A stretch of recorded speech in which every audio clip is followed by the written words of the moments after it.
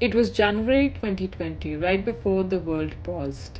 I landed in Hanoi eager to explore Vietnam's vibrant capital. My friends had joined last minute, turning my solo journey into a trio adventure.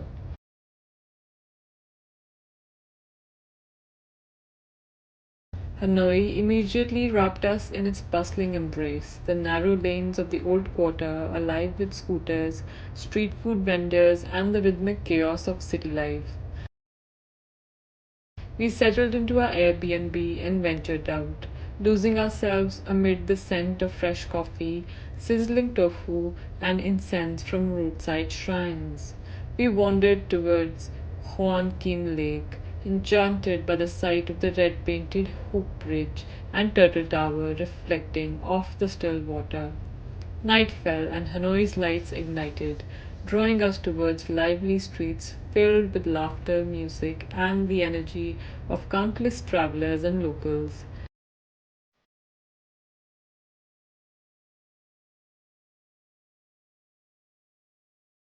Dinner was a simple yet comforting bowl of vegetarian pho, warm enough to cut through Hanoi's evening chill. Our second day in Hanoi was a leisurely exploration, starting at St. Joseph's Cathedral, a striking neo Gothic church from the French colonial era, standing elegantly amidst Hanoi's chaos. We continued to the Vietnam War Museum, quietly absorbing stories from a complex past, framed by tanks, fighter planes, and photographs echoing bravery and heartbreak. Evening came quickly, and soon we boarded an overnight bus to Ha Giang, the northern gateway to Vietnam's dramatic mountains.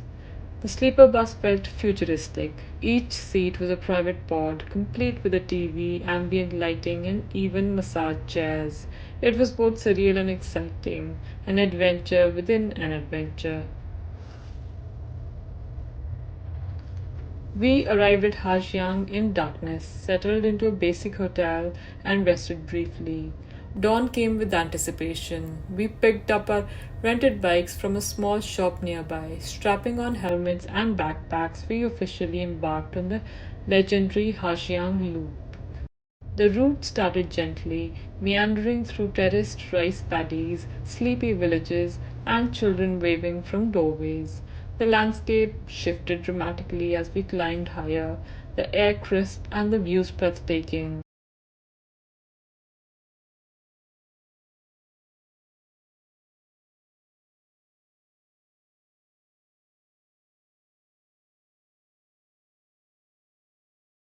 On the road, we encountered little girls carrying flower baskets, their shy smiles etched into our memories and cameras. By evening, we reached Malay village near Dongvan and checked into our homestay, a beautifully preserved 100-year-old traditional Chinese home. The homestay's owner, a cheerful young man from Ho Chi Minh City, welcomed us warmly, pouring us homemade happy water, Vietnam's famous rice wine, as stories flowed freely around the courtyard fire. Joining us were a group of friendly biker dads from the UK who joked about being on the trip solely on their son's recommendations. We drifted to sleep that night surrounded by laughter, warmth, and silence only mountains could provide. Morning in Malay was magical and quiet, with cows lazily grazing beside our homestay, offering an idyllic countryside scene. After breakfast, our journey turned exhilarating. We rode towards Dujia, tackling hairpin bends and road clinging perilously to cliffs. This route took us through the UNESCO listed Dongban Karst Plateau Geopark, a surreal landscape of rugged limestone peaks emerging dramatically from the mist filled valleys. At times, the roads narrowed alarmingly. The famous sky path with sheer drops on either side and no guardrails tested our nerves. It was thrilling, beautiful, and terrifying all at once. We rode cautiously, hearts racing, eyes wide open.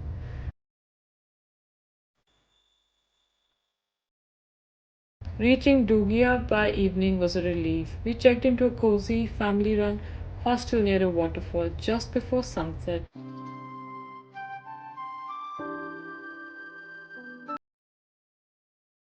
Local kids led us to a hidden cliff jumping spot, exhilarating, freezing, and unforgettable.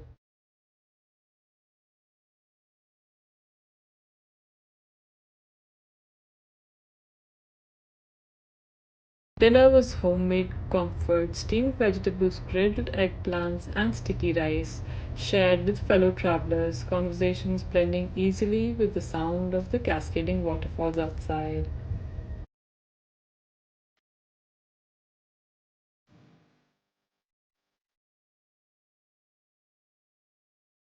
Our last day on the loop began early.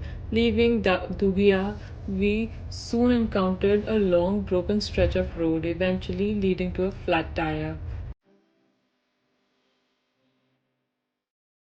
Thankfully, a local mechanic wasn't far, fixing our bike as we snacked at a nearby eatery, sharing laughs over yet another unexpected adventure. Repaired and recharged, we pushed onward to the iconic Lũng Cú Flag Tower, climbing hundreds of steep stairs to reach the summit. Our legs burned, but our spirits soared. At the top, the massive Vietnamese flag fluttered proudly, marking the country's northernmost point. The panoramic view stretched endlessly, with lush mountains and winding rivers below, a perfect farewell to the loop.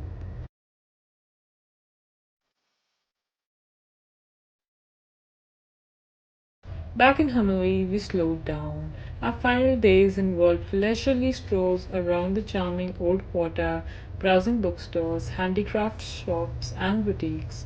We savored street style snacks and took long reflective walks near Hoan Kin Lake, enjoying Hanoi's vibrant nightlife.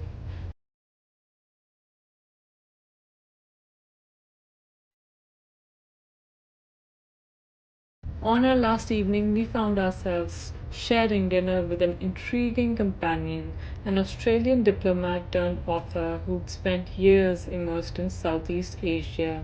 Conversation flowed effortlessly, touching on culture, politics, and life, the perfect intellectual dessert to a memorable journey.